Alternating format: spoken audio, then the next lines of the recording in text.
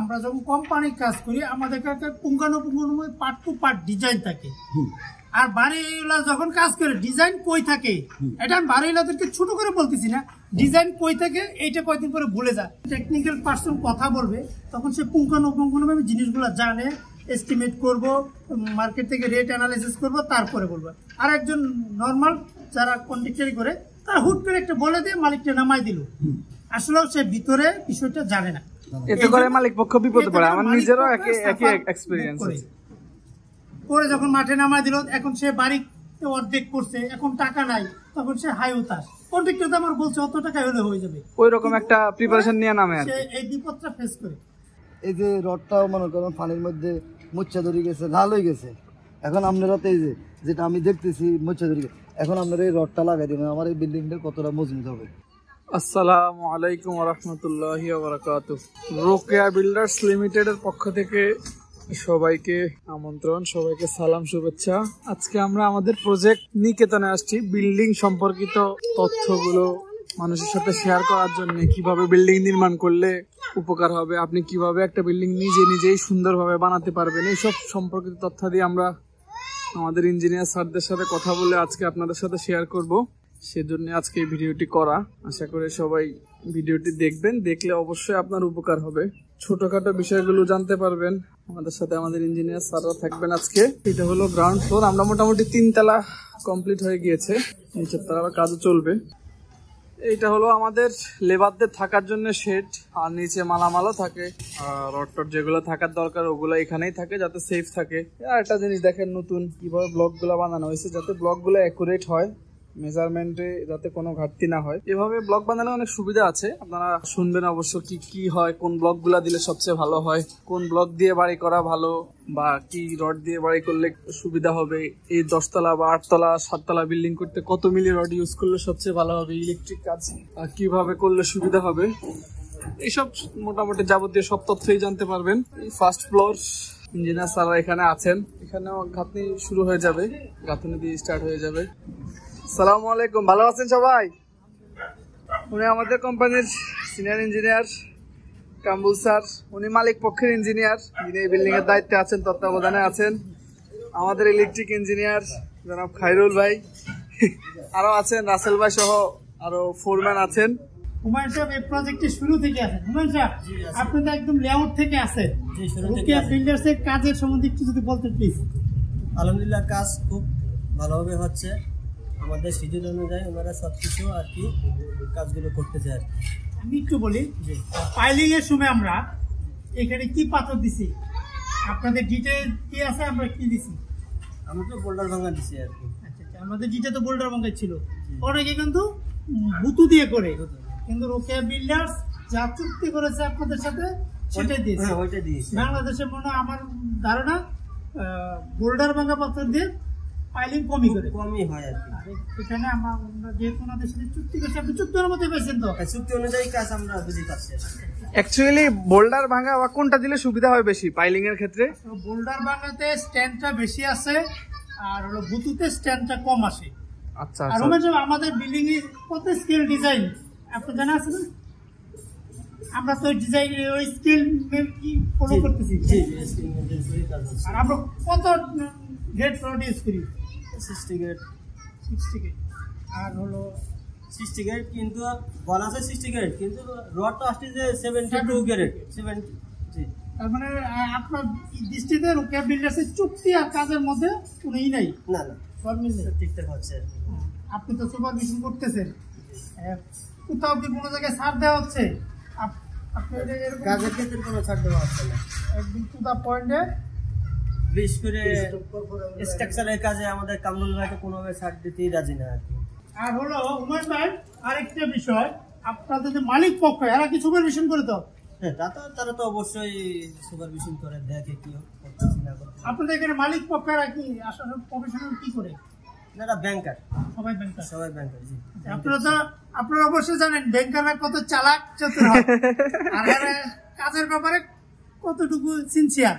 এরা টাকা দিতে যেরকম সিনসিয়ার, কাজের ব্যাপারে কাজ বোঝার ক্ষেত্রে সিনসিয়ার এরকম। সর্বোপরি হুমায়ুন ভাই আমাদের সাথে কাজ করে কি আপনি কোনো বিরক্ত বোধ হচ্ছে? না, বিরক্ত বোধ হচ্ছে না। আলহামদুলিল্লাহ আলহামদুলিল্লাহ খুব ভালোই হচ্ছে। এই বিল্ডিং এর কয়তলা? 10 তলা। 10 তলা। পার ফ্লোরে কয়টা করে ইউনিট? 2টা ইউনিট আছে। 2টা করে ইউনিট। দুইটা করে ইউনিট কি কত করে? কোনটা কত? একটা হচ্ছে আমি বলি হয়তো একটু ভুলে গেছে, একটা হলো 1250 আর একটা হচ্ছে 1150। আচ্ছা আচ্ছা, টোটাল হলো মোটামুটি 2500 উপরে, প্লাস মাইনাস আছে কিছু না? প্লাস মাইনাস আছে, কমন মিলে 2500 প্লাস। এই হলো অবস্থা। হুমায়ুন ভাই, আমরা এখানে রিজার্ভ ট্যাঙ্কের ক্যাপাসিটি কত দিছি? 8000 লিটার। আচ্ছা, এমনি স্ট্যান্ডার্ড রিজার্ভ ট্যাঙ্কের জন্য ধরেন যদি 10 তলা কেউ করতে চায় সেক্ষেত্রে স্ট্যান্ডার্ড কোনটা? 20 থেকে 22000 লিটার হলে হয়, কিন্তু আমরা এখানে 28000 লিটার করছি। কাস্টমারের ছিল, রিকোয়ারমেন্ট ছিল যে আমি সবকিছু একটু বেশি চাবো। আচ্ছা, যাতে এটা ভবিষ্যতের জন্য ইউজফুল হয় আর কি। অ্যাকচুয়ালি 10 তলার জন্য 20 থেকে 22000 লিটারের মধ্যে হলেই এনাফ। আমাদের এখানে ম্যানেজমেন্ট টিমটা কিভাবে গঠন করা আছে আপনি একটু বলেন। সিকিউরিটি গার্ড আছে কিনা? সিকিউরিটি গার্ড আছে, আমাদের ম্যানেজার সাহেব আছে, আর আপনারা দুজন প্রজেক্ট ইঞ্জিনিয়ার আছেন। আমরা দুজন ইঞ্জিনিয়ার আছি। আলহামদুলিল্লাহ যতটুকু পর্যন্ত আছে, বেশি ছাড়া মানে যে পরিমাণ ম্যান পাওয়ার দরকার ওই পরিমাণ আছে। জি জি অবশ্যই। আমাদের ওয়ার্কার গুলো কি নিরাপত্তা সেফটি মেনে কাজ করে? হ্যাঁ, তা তো অবশ্যই। তা না হলে আপনি তো এলাও করেন না। না, আমাদের যে এখানে যে অবস্থা, এ পাশে রাস্তায়, এ পাশে রাস্তায়, এ পাশে দেওয়া আছে বাড়ি। হ্যাঁ, আমরা সেফটি মেনটেন না করে কাজ করলে তো আমরা এখানে কাজ করতেই পারতাম না। চারিদিকে যে অবস্থা, এলাকার লোকের একটা চাপ। আচ্ছা, আমি একটা কথা বলতেছি, দুইজন আপনারা দুইজনে কিন্তু ইঞ্জিনিয়ার। জি অবশ্যই। আমি একটা এটা আমি মনে করেন আমি একটা বাড়ি করবো, আমি কাস্টমার হিসেবে আমরা করে দিব। মানুষ কোম্পানিকে কাজ দিতে চায় কেন, আর নিজেরা করলে এখানে ডিফারেন্সটা কি? যেমন মনে করেন আমি যদি নিজে করি বা আপনাদেরকে দিই, আপনাকে দুইজনটা আমি একটা বাড়ি দিলাম, এটার ডিফারেন্সটা আমাকে আপনার কোশ্চেনটা আমি একটু বলি। জি, একটা কোম্পানি যখন কাজ করবে, একটা কনস্ট্রাকশনের প্রত্যেকটা জিনিসের একটা পিরিয়ড থাকে। যেমন আমি একটা গাঁথনি করলে এই গাঁথনিটা কতদিন কিউরিং করতে হবে, এই আমি একটা জায়গায় প্লাস্টার করব, প্লাস্টার করে এখানে কতদিন কিউরিং করতে হবে, এইটা একজন টেকনিক্যাল পার্সন ছাড়া বলা খুব মুশকিল। অ্যাকচুয়ালি এটা ওইভাবে হয় না। এখন আমি আরেকটা কথা জিজ্ঞাসা করি, কারণ আমরা অনেক জায়গায় অনেক কাজে গেলে কাস্টমাররা আমাদেরকে বলে যে ভাই আমরা যখন রেট দিই যে ভাই এটা আমাদের রেট এত টাকা, তখন কাস্টমাররা আমাদেরকে বলে যে হুমায়ুন ভাই কথাটা ফলো করেন, বলে যে না এটার রেটটা এত টাকা না, এটা আমরা আরো কমে পাইতেছি। কন্ট্রাক্টর আমাদেরকে বলছে, আমরা যদি বলি 2400, কন্ট্রাক্টর বলছে এটা তো আমরা 1500 টাকা দিয়ে করতেছি, 1400 টাকা দিয়ে করতেছি। এই যে মনে করেন 1400 আর 2200, 2300, 2400 একটা গ্যাপ আছে, এই গ্যাপটা সম্পর্কে একটু কামরুল ভাই দুইজনের কাছে আমি বলি। আসলে একজন কন্ট্রাক্টর যদি technical, maximum contractor technical person না, হয়তো হাতে গোনা 1 থেকে 2% কন্ট্রাক্টর টেকনিক্যাল পার্সন। যখন একজন টেকনিক্যাল পার্সন কথা বলবে তখন সে পুঙ্খানুপুঙ্খভাবে জিনিসগুলো জানে, এস্টিমেট করব, মার্কেট থেকে রেট অ্যানালাইসিস করব, তারপরে বলবো।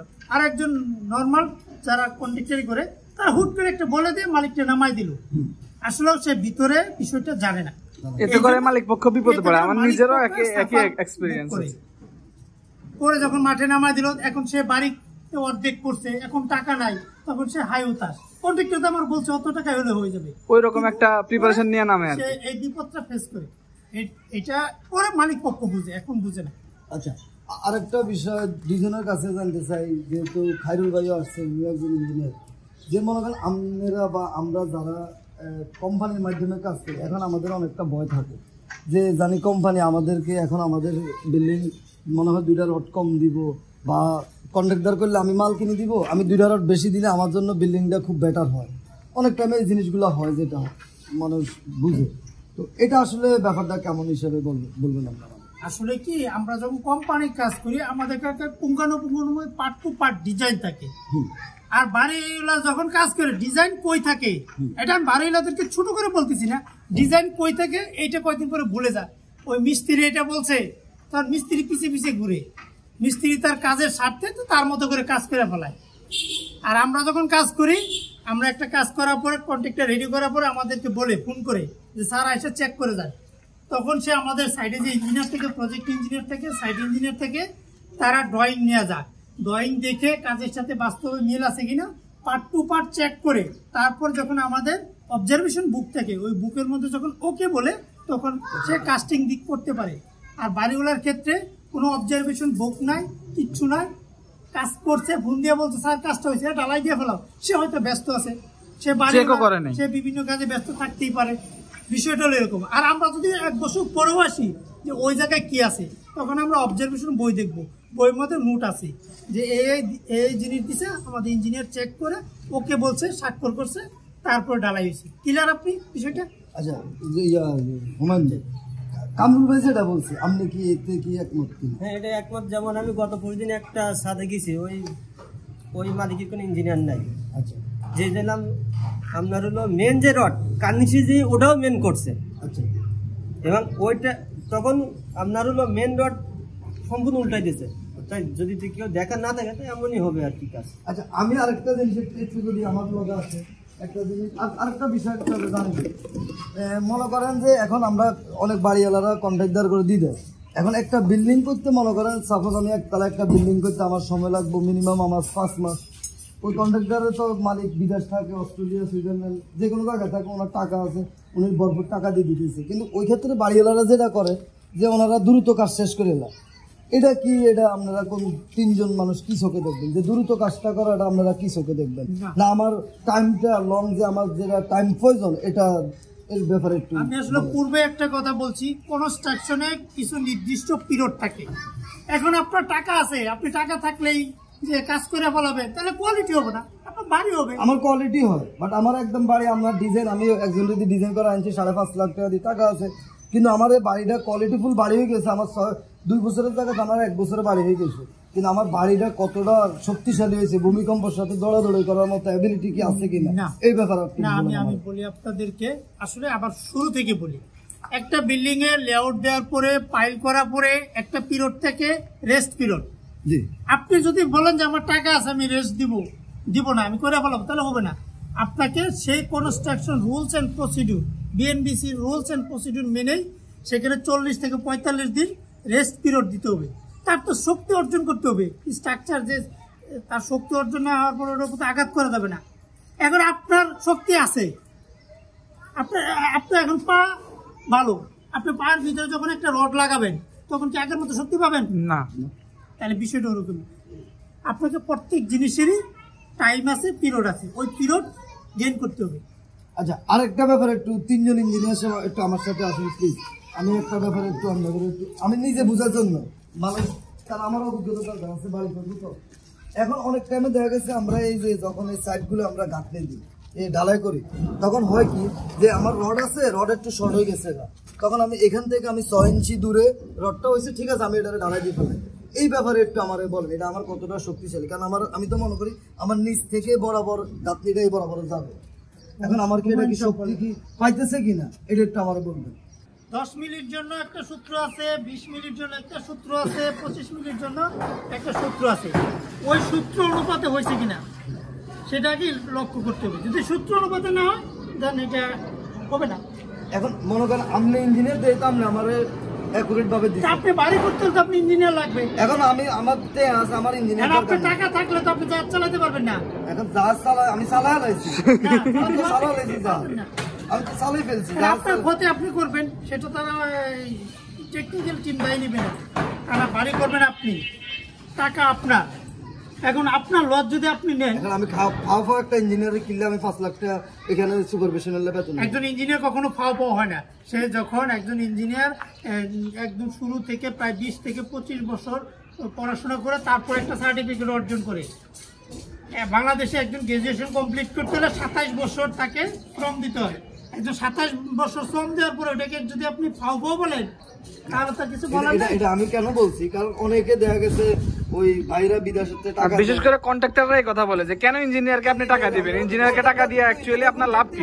আমি তো শুরু থেকে বলছি, কন্ট্রাক্ট বাংলাদেশে হলো, আমি এটা শিক্ষাকে ছোট করে বলছি না, বাংলাদেশে হলো 95% কন্ট্রাক্টর হলো অজ্ঞ, যারা কোনো মতে নিজের নামটা লিখতে পারে যে ব্যাংকের টাকাটুকু তোলার জন্য। তাদের চিন্তা চেতনা আর একজন 27 বছর গ্রাজুয়েশন করে একজন ইঞ্জিনিয়ারের চিন্তা চেতনা ভিন্ন হবে, এটা আপনি মানেন তো? সেটাই, আপনি বাড়ি করতে হলে ইঞ্জিনিয়ার লাগবে। আমরা যে এই বাড়িটা আপনারা করতেছি, এখানে কত মিলি রড পর্যন্ত দিচ্ছে?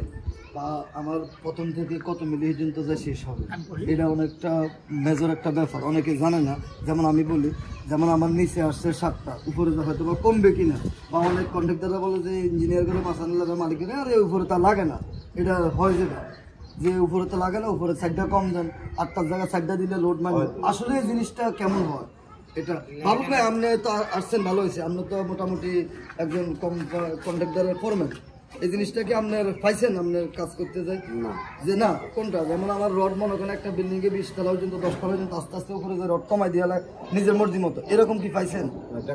অনেক কোম্পানিতে দেয়, উপরে দেয় আপনার কিছু কম হয়, একবারে যে এটা সাধারণত কন্ট্রাক্টরের ক্ষেত্রে হয়। কন্ট্রাক্টরের ক্ষেত্রে যেমন কম সুপারভিশন যদি না থাকে আর কি, যে মাধ্যমে এটা হয় না, মালিকরে বোঝা যায় খরচ কমানোর জন্য অ্যাকচুয়ালি ওরা বাঁচাই দিবে, এখান থেকে রড 3টা বাঁচাই দিবে, একবারে বলে যে এমনি এমনি করেন তাইলে ভালো হবে। এটা কেমন একটু আমরা দুইজনে 3 জনের কাছে আমার এটা একটু করানো।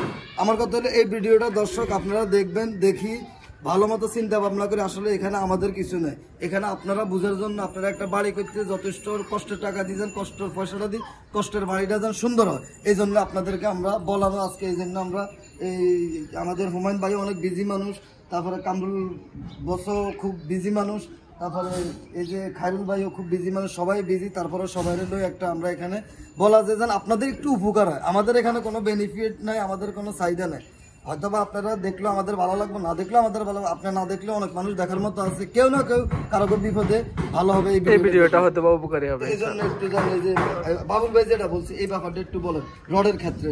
যে রড মানে লোড ক্যালকুলেশন অনুযায়ী যতটুকু রড লাগে আমি শুরু থেকে শেষ পর্যন্ত আমার ক্যালকুলেশন ওইটাই দেব না হুমায়ুন ভাই, আমি তো ইঞ্জিনিয়ার, আমি বুঝি, আমার কন্ট্রাক্টর আমার বাঁচাই দিচ্ছে, এখন আপনি কি করবেন? আমি তো আর লোড ক্যালকুলেশন বুঝবো না অ্যাকচুয়ালি, আমার তো কন্ট্রাক্টের কথা অনুযায়ী তো কাজ করলে হবে না, আমাদের ভালো কন্ট্রাক্টর আমার টাকা বাঁচাই দিতেছে, আমার প্রতি মনে করেন একটা রড যদি বাঁচাই দেয় 90,000 1 লাখ টাকা, আমার যদি 10 লাখ টাকা বাঁচাই দেয় আমার বিল্ডিংটা থাকবে 100 বছর।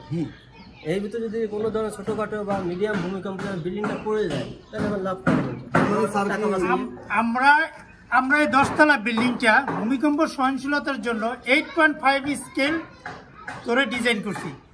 এই ক্ষেত্রে আমি রড তো আমার এই স্কেল অনুপাতে লুড অনুপাতে হয়েছে, কোনো জায়গায় ছাড় দেওয়ার কোনো ওয়ে নেই। অ্যাটলিস্ট রুকেয়া বিল্ডার্সে আমি কি করব সেটা নিয়ে জানবো না, আপনারা যদি রুকেয়া বিল্ডার দিয়ে কাজ করান তাহলে আবার ওই স্কেল অনুপাতে যে লুড ক্যালকুলেশন আছে তার বাইরে আমরা কোনো কাজ করি না, করবো না। এবং কেউ করতে চাইলেও আমি ব্যক্তিগতভাবে সাপোর্ট করি না অ্যাকচুয়ালি।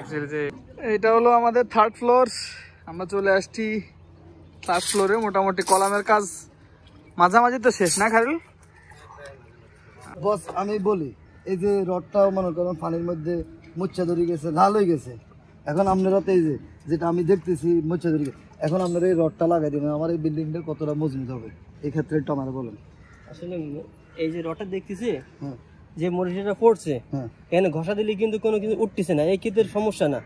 এবং না এমনি একটু ফর্ম আছে কোড অনুযায়ী যে নিয়মটা, রডে মরিচা ধরে যদি বিএনপিসি কোড অনুযায়ী 6% বেশি ওজন কমে যায় তাহলে ওই রডটা ব্যবহার করা যায় না, কিন্তু আমাদের এখানে কোনো পার্সেন্ট কমে নাই ওজনে। আচ্ছা অসাধারণ কোনো কিছু বেরোচ্ছে না। দুইজনটা আমি আরেকটা ব্যাপারে জিজ্ঞাসা, আমি অনেক জায়গায় দেখছি, নিজের অভিজ্ঞতা থেকে বলতেছি, যেটা আপনাদের এখানে রডটা এই যে মনে করেন মাঝখানে এটা দেওয়ার মানে এটা কি?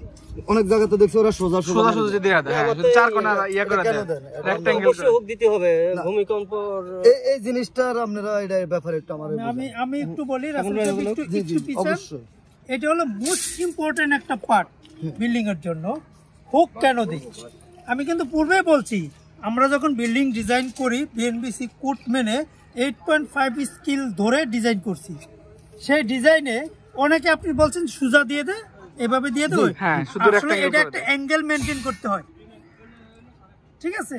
আমাদের 135 ডিগ্রি 135 ডিগ্রি অ্যাঙ্গেল মেনটেন করে এই হুকটা করতে হয়। যখন আপনি সুজা দিবেন তখন কিন্তু এটা 90 ডিগ্রি হয়ে যাবে। ক্লিয়ার আপনারা? এই জন্য এটা হলো মোস্ট ইম্পর্টেন্ট একটা পার্ট। আপনি চিন্তা করেন এটা করতে তো সময় লাগতেছে কন্ট্রাক্টর। হ্যাঁ, এটা করতে কন্ট্রাক্টর শ্রম দিতে হয় বেশি, আর ওটা তো শ্রম দিতে হয় কম। এখন ওটাতে শ্রম দিব না, সে তাড়াতাড়ি বেশি কাজ দিতে পারবে, তাহলে আমার এটা ভালো হইতে বললাম। এই জন্য ইঞ্জিনিয়ার ছাড়া কোন বিল্ডিং এর কোনো আপনি আমারটা বুঝেন। আচ্ছা, তাহলে যারা শুধুমাত্র যে রাউন্ড দেয়, যে শুধু দিয়ে দেয়, স্কোয়ার দিয়ে দেয়, সেক্ষেত্রে আর এই ক্ষেত্রে তো ডিফারেন্স তাহলে অনেক হয়ে যায়, অনেক ডিফারেন্ট। এটা হলো মোস্ট ইম্পর্টেন্ট একটা পার্ট। এই জন্য তো আমি শুরুতেই বলছি সিভিল ইঞ্জিনিয়ার ছাড়া বিল্ডিং করা বোকামি। হ্যাঁ, আপনি করতে পারেন, আপনার ক্ষতি আপনি যদি করেন, আমার তো কিছু করার নাই। আমি অ্যাডভাইস আমার আপনারটা আপনি করে গেলাম। বুঝতে পারছি। আচ্ছা, এখন আমার বলে এই ছাদে মনে করেন পানি দিয়ে রাখছি, আজকে আপনারা কয়দিন পানি দিতেছেন এখানে? আমরা 21 দিন পানি রাখবো। 21 দিন পানি রাখবো। এই যে চলে আসছে আমাদের ইলেকট্রিক্যাল ইঞ্জিনিয়ার, আমাদের রুকিয়া বিল্ডার্স এর যে টিম, সেই টিমে সিভিল ইঞ্জিনিয়ার আছে, আর্কিটেকচার আছে, ইলেকট্রিক্যাল আছে, আরো আমাদের লজিস্টিক সাপোর্ট টিম আছে, সিকিউরিটি সার্ভিস টিম আছে। ভাই মনে হয় চলে যাবে, একটু ওনাকে বিদায় করে দেন।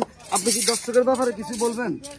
একটু বলতে পারেন, ইনশাআল্লাহ ভালো হবে। হ্যাঁ দর্শক, আলহামদুলিল্লাহ কাজ খুব ভালোভাবে চলতেছে। আর আমরা আমাদের কাজ শিডিউল অনুযায়ী বা ডোরিং অনুযায়ী যেভাবে করার ওইভাবে আমরা আর কাজটা পরিপূর্ণ বুঝে করবো ইনশাআল্লাহ। এটা আর কি, সবাই দোয়া করবেন। থ্যাংক ইউ ওমান সময় দেওয়ার জন্য, থ্যাংক ইউ। অনেক ব্যস্ততার মাঝে আসছেন। আচ্ছা, আমরা আমাদের ইলেকট্রিক্যাল ইঞ্জিনিয়ার, আপনি তো ইলেকট্রিক্যাল ইঞ্জিনিয়ার, আমি তো ইলেকট্রিক্যাল বেশি কিছু বুঝি না। আমি ছাদ ঢালাইয়ের সময় এসে চেক করি, আপনিও করেন। এই সাথে আমরা কত এমএম থিকনেসে পাইপ ইউজ করছি? আমরা 2 mm পাইপ ইউজ করছি। আমরা এসে কম ইউজ করলে কি অসুবিধা হতো? আমরা ওয়াটার গ্রেডটা হচ্ছে কি হলো 1.5 থেকে শুরু করে 2 mm পর্যন্ত ওয়াটার গ্রেড হয়। এর নিচে যেটা হয় সেটা ওয়াটার গ্রেড হয় না, যেহেতু আমাদের ডালায়ের ভিতরে এটা চলে যায়। তো ডালায়ের ভিতরে যে প্রেসারটা থাকে, সেই প্রেসারটা বা বাই ওয়াটারের যে প্রেসারটা থাকে 1.5 এর নিচে হলে সেই প্রেসারের পাইপটা ভেঙে যায়। ভেঙে যাওয়ার পরে নেক্সট টাইমে যখন আপনি কেবল করতে যান বা ওয়্যারিং করতে যাবেন, তখন এই পাইপগুলো মিসিং হওয়ার চান্স থাকে 80%। 20% পাইপ পেতেও পারে, নাও পেতে পারে, কিন্তু 80% এই সম্ভাবনা মিসিং হয়ে যায়। মিসিং হয়ে গেলে সেই ক্ষেত্রে হয় কি, অনেকে যারা যেটা করে বিম কাটে, কলম কাটে। তো এটা তো আসলে কোনোভাবে একটা বিল্ডিং এর সৌন্দর্যতা বা বিল্ডিং এর রক্ষার জন্য সেটা। রুকিয়া বিল্ডার্স এর সাথে তো আপনি প্রায় 6 বছর, আমিও আপনার 1 বছর আগে জয়েন করছি, দীর্ঘদিন ধরে আমরা আছি। আমাদের প্রজেক্টে এরকম কোনো ঘটনা ঘটছে যে পাইপ নেওয়ার সময় বিম কাটতে হয়েছে বা ছাদ কাটতে হয়েছে, কলাম কাটতে হয়েছে, এরকম আজ পর্যন্ত হয়নি এখন। এটা আশা করি আমরা নেক্সট টাইমে কোনো সময় হবে না। এটা আমরা যেহেতু ভালো ম্যাটেরিয়ালস দিয়ে কাজ করতেছি, এটা আমাদের চান্স হওয়ার 99% নাই, কিন্তু তাও 1% 0.5% থাকে।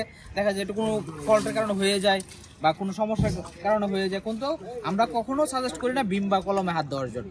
আমরা সবসময় চেক করার সময় এই বিষয়টাকে সিনসিয়ার ভাবে একদম আমি তো চেক করি। আমি তো আর ইলেকট্রিক্যাল অত কিছু বুঝি না, তারপরে এসে আপনি চেক করেন, তারপরে এসে আমাদের ডিরেক্টর স্যার মাঝে মাঝে আসে, মাহমুদ স্যার, আপনারা সবাই হয়তো চিনেন ওনাকে।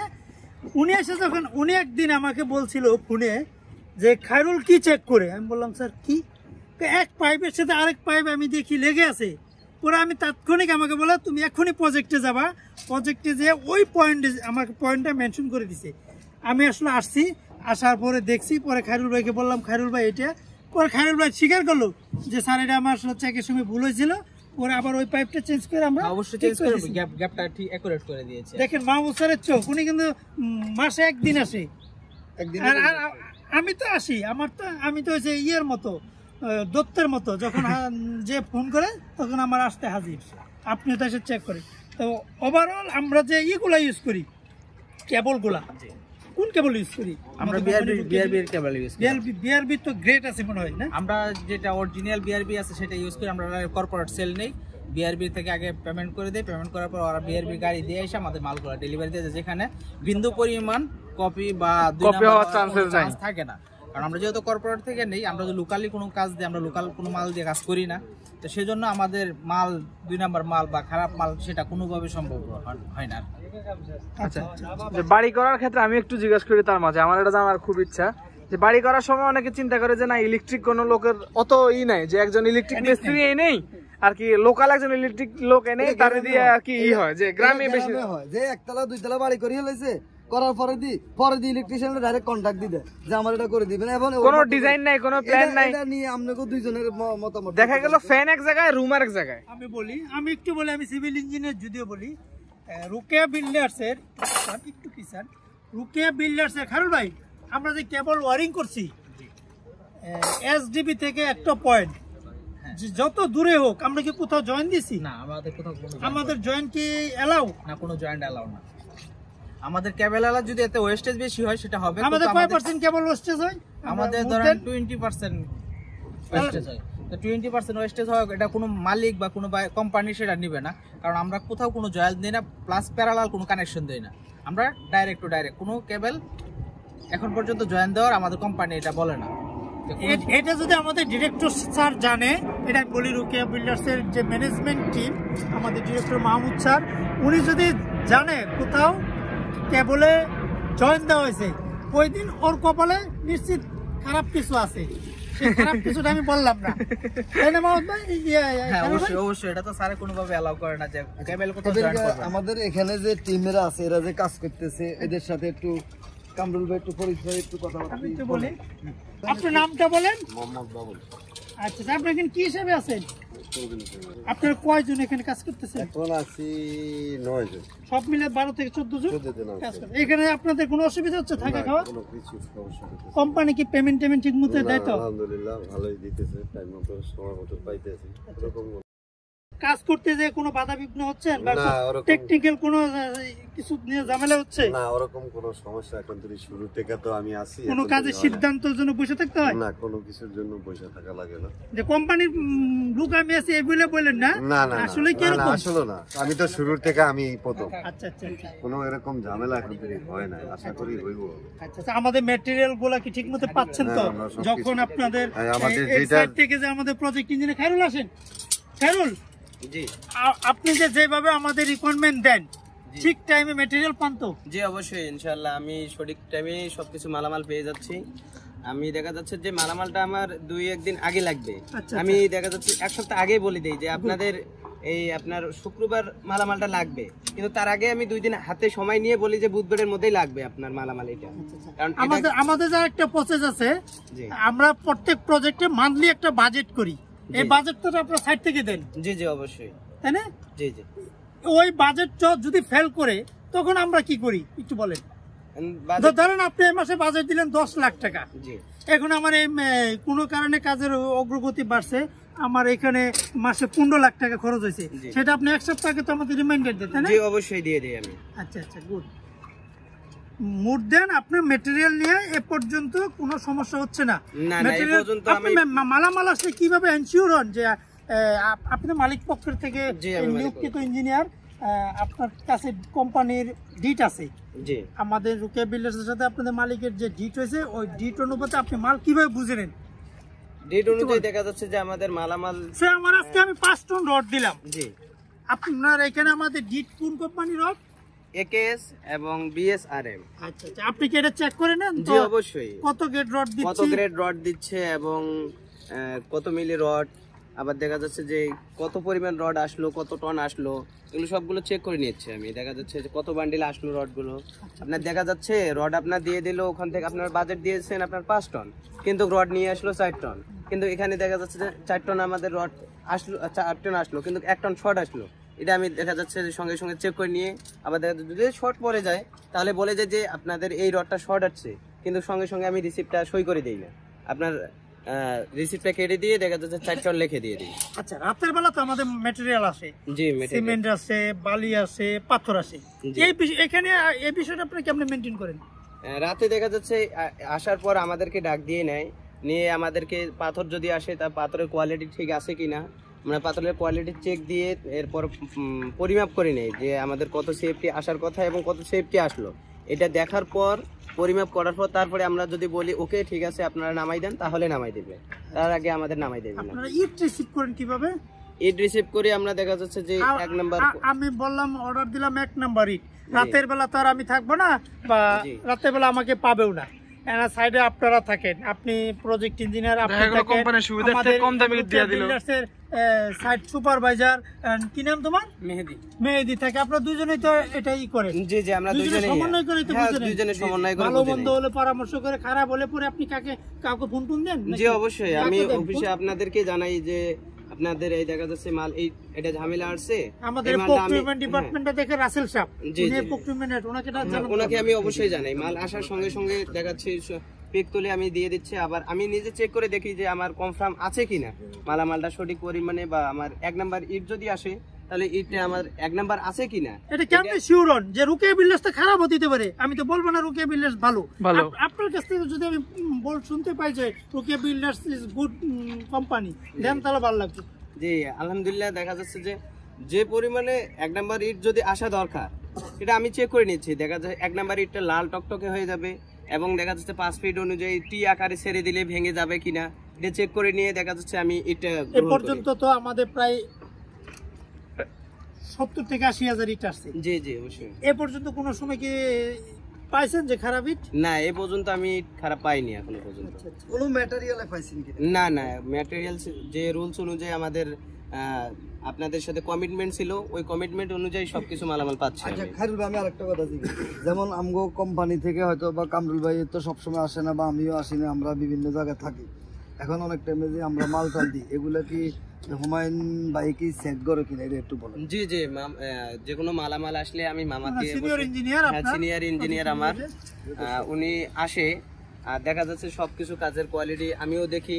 আমি তো সবসময় এখানে থাকি এবং মাঝে মাঝে মামাকে ডাক দিয়ে নিয়ে আসি যে একটু চেক করে দিয়ে দেখেন, চেক করে নেন যে ঠিক আছে কিনা তারপর। আর যে কোনো মালামাল আসলে উনি অবশ্যই পরের দিন সকালবেলা এসে চেক করে নিয়ে যায়। কারণ আরেকটা বিষয়, এই যে কলামটা দেখতেছি, এই কলামটা ঢালাই করছেন কবে? গতকালকে। গতকাল। আজকে এখন পর্যন্ত খুলেন নাই কেন? কমপক্ষে আপনার ইঞ্জিনিয়ারিং লতে এটা কি কিছু বলেন? সর্বনিম্ন 24 ঘন্টার নিচে শাটার খোলা যাবে না। সর্বনিম্ন যদি হয়ে থাকে 24 ঘন্টার নিচে শাটার খোলা যাবে না। দর্শক আপনাদের উদ্দেশ্যে বলতেছি, দেখেন আমি পূর্বেও বলছি এখনো বলি, প্রত্যেক কনস্ট্রাকশন একটা রুলস এন্ড প্রসিডিউর আছে। দেখেন এটা যদি আমি সকালে খুললে দেখবেন বাড়িওয়ালারা যখন কাজ করে মিস্ত্রিরা কিন্তু এতক্ষণ এটা খুলে ছাটা করা শেষ হয়ে যেত। আমার লোকজন বসে আছে, সকালে খুলে ফেলতে অলরেডি। আজকে আমার লোকজন বসে আছে শুধু কনস্ট্রাকশন পিরিয়ডটা মেইনটেইন করার জন্য, এটা আমি খুলতে দেই নাই। এই হলো কাজের কোয়ালিটি। রুকিয়া বিল্ডার্স কোয়ালিটিতে কোনো সময় কম্প্রোমাইজ করে না, করবো না। এতে যদি আমাদের 2 টাকা লস হয় হবে। একজন ইঞ্জিনিয়ার কোনোভাবেই চাবে না যে কোয়ালিটি, তার নিজের কোয়ালিটি কখনো যাতে না হয়, নষ্ট না হয়। অ্যাকচুয়ালি রাইট, যে ইঞ্জিনিয়ার যেখানেই থাকবে তিনি অবশ্যই চেষ্টা করেন যে না যে কোনো ভাবেই হোক তার কোয়ালিটি মেইনটেইন করার জন্য। রাশেদ, দেশের বাড়ি কোথায়? দেশের বাড়ি ভোলা। ভোলা। আপনারা জানেন বাংলাদেশে ভোলা মানে বরিশালের লোক এখন রডের ক্ষেত্রে এক্সপার্ট, আর রাজ রডের ক্ষেত্রে চাপায়ের লোক এক্সপার্ট। আমরা কিন্তু এইখানে রডের কাজ যখন চলতেছে তখন ভোলার টিম দিয়ে কাজ করব, আবার যখন রাজের কাজ আসবো তখন আমরা চাপাই থেকে একটা টিম নিয়ে আসবো। আমরা part by part expert team দিয়ে, যেই কাজের জন্য যে এক্সপার্ট ওই টিম দিয়ে রুকিয়া বিল্ডার্স কাজ করে। আচ্ছা রাশেদ, তুমি যে কাজ করতেছো এখানে কাজ করে কি সন্তুষ্ট? অবশ্যই কাজ করে সন্তুষ্ট। কোনো ঝামেলা নাই তো? না, কোনো ঝামেলা নাই। কন্ট্রাক্টর ঠিকমতো পেমেন্ট দেয়? এটা ঠিক আছে, পেমেন্টটা ঠিক আছে। পেমেন্ট ঠিক আছে, একদম হাসি মুখ দেখে বোঝা যাচ্ছে পেমেন্ট যে অ্যাকুরেট আছে। ঠিক, রাষ্ট্র আমার বিলে পাই না। শেষ বিলের আগে আমরা টাকা নিই। বিলের আগে টাকা নিয়ে যাও, তার মানে তোমাদের কন্ট্রাক্টর নাম কি? বিলে ফাইনাল লাস্ট পর্যন্ত মানে অগ্রিম টাকা নিয়ে যাচ্ছে, বিলে ফাইনাল। কন্ট্রাক্টর নাম কি? জহির ইসলাম। দর্শক আপনাদের উদ্দেশ্যে একটা কথা বলি, আমাদের এখানে যে কন্ট্রাক্টর জহির, উনি আমার খুব ভালো একজন কাছের লোক। উনি একজন ইঞ্জিনিয়ার, উনি একসময় চাকরি করতো, চাকরি ওনার কাছে একটা বাইন্ডিং। এই সকালবেলা উঠে আমার মতো লোকাল বাস ধরে 9টার মধ্যে অফিসে এসে পাঞ্চ করে তারপরে বসের সামনে আসা, আবার সেই সন্ধ্যা 6টা নাই 7টা নাই, কোনো টাইম টেবিল নাই, এই বাস ধরে আবার যা। উনি ওই রুলস পছন্দ করে না। তাই একদিন আমার বললো কেমন আমি আর চাকরি করবো না। তাহলে কি করবেন? ভাই ঠিকাদারি করি। বললো আসেন তাহলে আমাদের কোম্পানিতে আসেন, একটা কাজ আছে দেখি আপনার দেওয়া যায় কিনা। এখন কয়টা কাজ করতেছে আপনাদের কোম্পানিতে? এখন আমাদের কোম্পানিতে 3টা কাজ চলে অলরেডি। একটা হলো নেত্রকোনাতে, ওটা হলো 4 তলা বিল্ডিং। একটা হলো আপনাদের সেই সবাই জানেন নোয়াখালী মানুষ অনেক ধনী মানুষ, এক প্রভাবশালী লোকের একটা ট্রিপ্লেক্স বাড়ি আমি জহিরকে দিয়েছি। জহির ইনশাল্লাহ ওইখানে স্ট্রাকচার কাজ শেষ। মোট আপনাদের কয়টা কাজ চলতেছে বর্তমানে বাংলাদেশে? এখন আমাদের 12টা বিল্ডার্সে কাজ চলতেছে বিল্ডিং রিলেটেড, আর 13 থেকে 14টা হচ্ছে আমাদের ইন্টেরিয়র কাজ চলে। আপকামিং অনেক প্রজেক্ট আছে আমাদের। আপকামিং প্রজেক্ট আসবে ময়মনসিংহ, আপকামিং প্রজেক্ট আছে রাজশাহী, আপকামিং প্রজেক্ট আছে হলো চিটাগাং, সিলেট। আপনাকে সর্বোচ্চ কয়তলা পর্যন্ত করছেন আপনারা? রোকেয়া বিল্ডার্স এ পর্যন্ত 10 তলা করছে। আমি কামরুল, আমি আসলে ছোট মানুষ, কিন্তু আমি এই বয়সে 20 তলা পর্যন্ত বিল্ডিং হ্যান্ড ওভার করছি ইনশাল্লাহ। আপনাদের দোয়ায়, আপনারা দোয়া করবেন আমি যাতে আরো মেগা প্রজেক্ট করতে পারি রোকেয়া বিল্ডার্স এর মাধ্যমে। যদি রোকেয়া বিল্ডার্স এর কেউ 15 তলা একটা প্রজেক্ট দিতে চায়, এটা আমার আর আপনার কথা, মনে করেন যে কেউ রোকেয়া বিল্ডার্স এর একটা প্রজেক্ট দিবে, যা ওদের যে সিস্টেম আছে ওরা নাকি 60% ডাউন পেমেন্টে বাড়ি করে, তো যদি কেউ দিতে চায় এরকম 15 তলা, এটা কি আপনি নিজে এটা উঠাইতে পারবেন আশা করা যায়? আমি আপনাকে একটু আগেও বলছি আপনাদের, আমি এই অল্প বয়সে 20 তলা বিল্ডিং একক নেতৃত্বে আমার টিম দিয়ে হ্যান্ড ওভার করছি। দেন 15 তলা বিল্ডিং আর 20 তলা বিল্ডিং। আপনাদের উদ্দেশ্যে বলে রাখি যে আমি কি পারবো কিনা।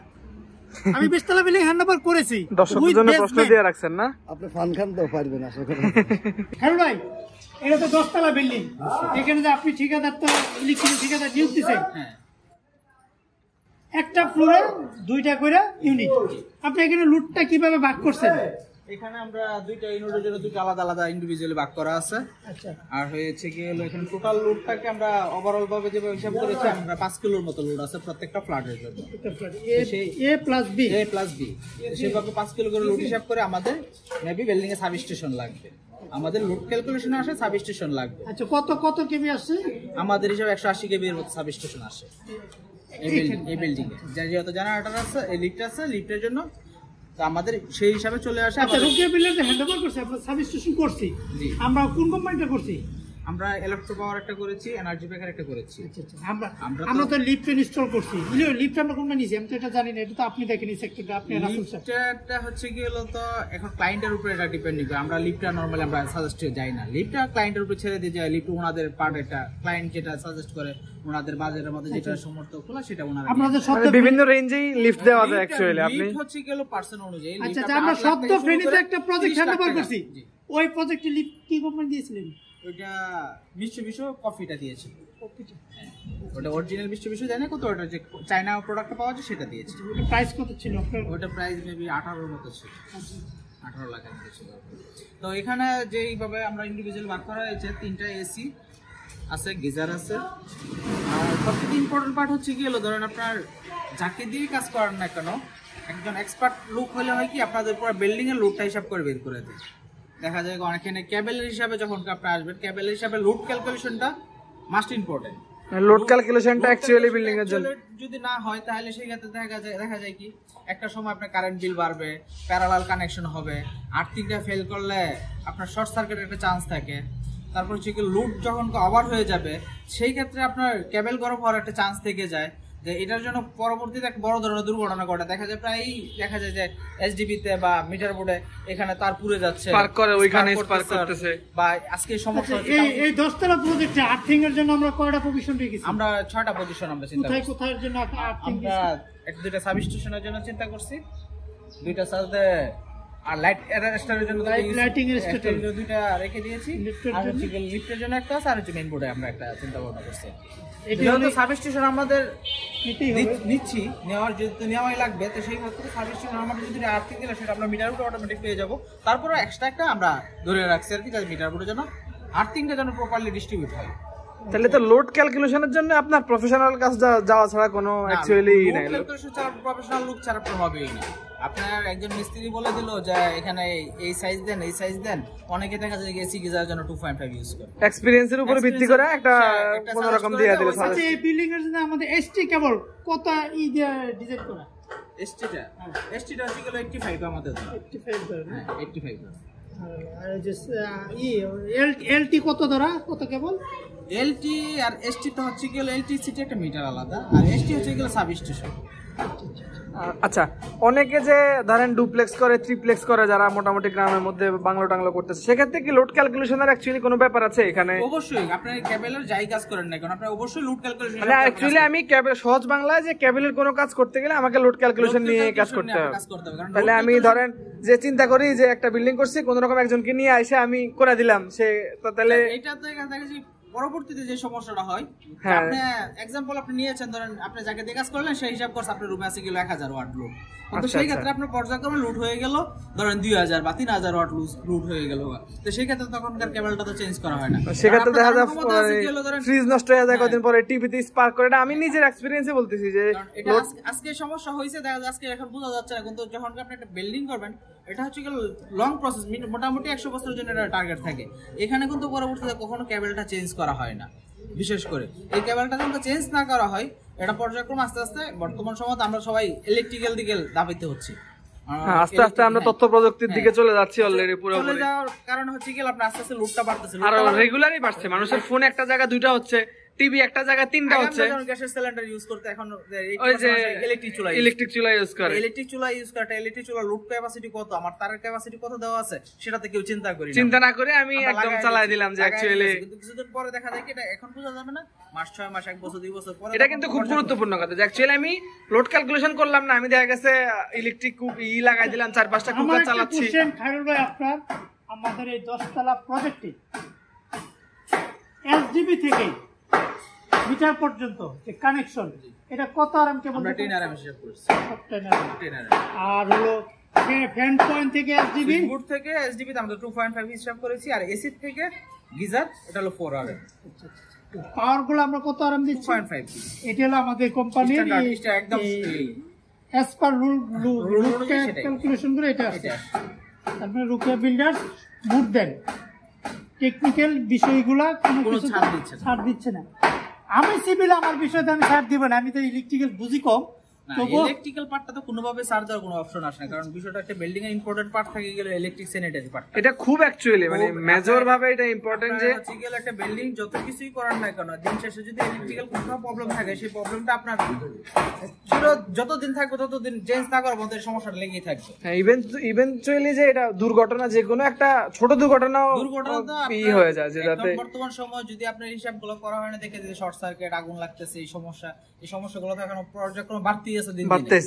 আচ্ছা, দুইজনকে আমি একটা কথা জিজ্ঞাসা করি, মাঝখান দিয়ে ফট করে মনে হয়ে গেছে। তো এই মনে আপনারা যে আপনার ক্ষেত্রে ছাড় দেন না, খায়রুল স্যারের ক্ষেত্রে ছাড় দেন না, এতে কোম্পানির লস হয় যে, এটা কোম্পানি আপনাদেরকে কোনো প্রেশার দেয় কিনা? কোম্পানির বিষয়টা ওভারঅল হচ্ছে গেল, কোম্পানি যখন আপনার প্রপারলি কাজ করতে যায়, কোম্পানি তো ক্লায়েন্টের সাথে সেভাবে ডিলগুলো করা থাকে না। অনেক ক্ষেত্রে যেটা হয়, এই জন্য যে আপনি একটা কথা বলছিলেন ভিডিওতে, যে একজন মিস্ত্রির বাড়িওয়ালাকে বলে যে আমি 1500 টাকায় করতে পারবো, আর ইঞ্জিনিয়ার কাছে গেলে বলে 2000 টাকা লাগবে। এই জন্য পার্থক্যটা এখানে হয়ে যায়, এখানে হয়ে গেছে। ক্লিয়ার? আপনি আমি বুঝতে পারছি, আপনারা আমাদের সহজে বুঝতে পারছেন যে আমার আসলে কোম্পানিকে কেন কাজ দেয় আর মিস্ত্রিকে কেন কাজ দেয়। এখানে ব্যবধান হলো টাকার ব্যবধান। যে কোম্পানি লস হইলেও কোম্পানি লসের চিন্তা করবে না, যে না আমার তো এটা এগ্রিমেন্টে এটাই আছে, দিতে হবে। আর কোম্পানিতে যে আপনারা মোটামুটি যে কাজ কাম দিতেছেন, এই রেফারেন্সে আপনারা তো কাজ কি কামরুল ভাই, এই রেফারেন্সের মাধ্যমে কি কাজ পাইছেন করে মোটামুটি আশা করি? আমরা আসলে রেফারেন্স প্লাস আমাদের চ্যানেল থেকে আমরা দুটোই কাজ পাচ্ছি। তবে ইদানিং চ্যানেল থেকে বেশি কাজ পাচ্ছি। মানুষ বুঝতে পারতেছে যে আসলে কোয়ালিটি সম্পূর্ণ কাজ করতে হলে ওকে বিল্ডার্স এর মতো যারা কোম্পানি তাদেরকে দিতে হবে। আরেকটা ব্যাপারে, যেমন ওনারা কাজ দেওয়ার আগে দিয়ে ওনারা আমগো ওই যে মোবাইলের স্যার, গাজীপুরের আফা, তারপরে উত্তরের ম্যাডাম, তারপরে দিয়ে আমরা নমদপুরের ওই যে স্যার, ওনাগতেও আমাদের ব্যাপারে কিছু কথাবার্তা নিয়ে কিন্তু ওনারা আমগরে কাজ দিছে। রাইট। আসলে এদেরকে আমরা চিনতাম না, কাজ নেওয়ার আগ পর্যন্ত এরা আমাদের সেই চ্যানেলের মাধ্যমে লক করার পরে আমরা একটা মিটিং অ্যারেঞ্জ করি। তারপরে সে চিন্তা করলো যে আসলে এদের উপর আমরা বিশ্বাস করবো কিভাবে। পরে আমরা বললাম যে আমাদের অনগোয়িং প্রজেক্ট আছে পুবালে, এনারা ব্যাংকার, উনি একজন সাবেক ব্যাংকার। পরে আমরা ওনার নাম্বার দিয়ে দিলাম। ওই পুবালে যে আমাদের ক্লায়েন্ট ছিল, সম্মানিত ক্লায়েন্ট মোহাম্মদ আলিম ভুইয়া স্যার, ওনার নাম্বার দিয়ে দিলাম। ওনারাই ওনার সাথে যোগাযোগ করছে, আমরা যোগাযোগ করে দিই না। উনিও এখান থেকে কি ফিডব্যাক দিয়েছে আমরা আদৌ জানি না। ওনারা আমাদেরকে বললো ঠিক আছে ভাই আপনারা আসেন, আমরা কথা আগে তারপরে কাজ করি, এতটুকুই, এর বেশি আমরা কোনো রেফারেন্স দিইনি। মোটামুটি আশা করা যায় যে আপনাদেরকে দিয়ে আমি কাস্টমার হিসেবে বলি যে কাজ করলে আমি একটা বিশ্বাসের জায়গাটা আমি পাবো, আশা করা যায়। রোকেয়া বিল্ডার্স একটা আস্থার জায়গা, একটা বিশ্বাসের জায়গা। তো মোটামুটি সবকিছু মিলে আসলে এবারে আমি দর্শকের ব্যাপারে একটু কথা বলবো যে সবকিছু মিলে আপনারা শুনছেন, আমি আপনাদের হয়ে কথা বলছি, হয়তো এখন আপনারা অনেকে দেখবেন যে আপনাদের হয়ে আমি কথা বলছি। আমি সবাইকে জিজ্ঞাসা করছি, ইঞ্জিনিয়ার সাহেব ছিল, কামরুল সাহেব ছিল, তারপরে হুমায়ুন ভাই ছিল, খায়রুল ভাই ছিল, সবাই ছিল। সবার পক্ষ থেকে আমি আপনাদের পক্ষ থেকে যা যা জিজ্ঞাসা করছি আপনারা শুনছেন। আশা করি আপনারা আমাদের এই ভিডিওটা যদি দেখেন, ভালো ভালো মানুষ দেখবেন অবশ্যই, কারণ এখন বড় ভিডিও হলে মানুষ দেখতে চায় না আসলে, এই জন্য আমরা বড় ভিডিও দিন, আমরা শর্ট ভিডিওগুলো দিয়ে সারা দিতে চাই। তো এই বড় ভিডিওটা করার একটাই কারণ হলো যে আমাদের এক ক্লায়েন্ট বলছে যে ভাই আপনারা যে খালি ছোট ছোট ভিডিও দেন, আপনারা ছোট ভিডিও দিলে আমরা তো কিছুই বুঝি না বিল্ডিং সম্পর্কে। আপনারা যখনই একটা বড় ভিডিও দিবেন, আমরা আপনাদেরকে যদি না করাই আরেকটা লোকরে দিয়ে আমরা যদি কাজ করাই, দেখা গেছে আমরা বুঝতে পারবো যে আমরা আপনাদের আইডিয়াটা নিই, আমরা ওইখান থেকে আমাদের আইডিয়াটা কাজে লাগাইতে পারবো। এই জন্য একজনে আমাদেরকে বলার পরে অনেকে বলছে, কমেন্টসের মাধ্যমে বলছে যে আপনারা একটু বড় ভিডিও করেন, বিল্ডিং এর সম্পর্কে একটু আপনারা আমাদের ধারণা দেন, একটু বুঝ দেন, বুঝ দিলে আমরা শান্তি পাবো, আমরা একটা কাজ করাইলে যান, আমরা যান না ঠকি, অন্তত দেখা গেছে এই জায়গাটা থেকে আমরা আপনাদেরকে এই ভিডিওটা করে দেওয়া। আশা করি নেক্সট আমাদের আরো প্রজেক্টগুলো আপনারা দেখবেন, আপনারা আমাদের চ্যানেলের সাথে থাকবেন, আপনারা আমাদের পেজের সাথে থাকবেন, ইউটিউব চ্যানেলটার সাথে থাকবেন, আপনারা আমাদের কাজগুলো ফলো করবেন। হয়তোবা আপনার কোনো একদিন না কোনো একদিন কাজে আসতে পারে, আপনার না আসুক, আপনার ভাই বন্ধু কেউ না কেউ একটু হলেও তার উপকার হবে আমাদের এই চ্যানেলটা সাথে থাকলে। তো আশা করি আজকে আর আপনাদেরকে বেশি কিছু বলবো না, অনেক কথা বলছি। নেক্সট টাইম আপনাদের সাথে আমাদের দেখা হবে হয় মাছরাঙ্গা টেলিভিশন, তা নইলে যমুনা টেলিভিশনে আপনাদের সাথে আমাদের দেখা হবে। Rokeya builders limited, Rasel marketing manager.